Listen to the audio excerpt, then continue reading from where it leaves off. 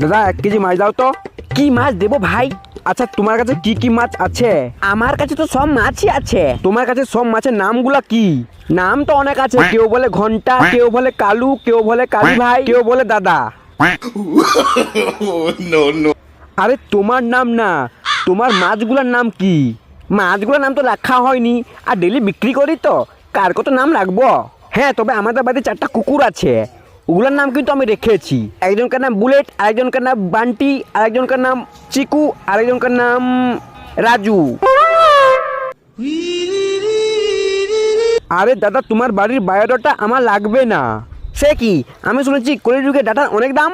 চায়নার কোম্পানিগুলো কোটি কোটি টাকা দামে বিক্রি করে, আর আমি তো ফ্রিতে দিচ্ছি। দাদা ওসব ছাড়ো, ইলিশ মাছ আছে তো বলো। হ্যাঁ আছে, কত লাগবে বলো? ওই মোটামুটি 1 কেজি সাইজের একটা লাগবে।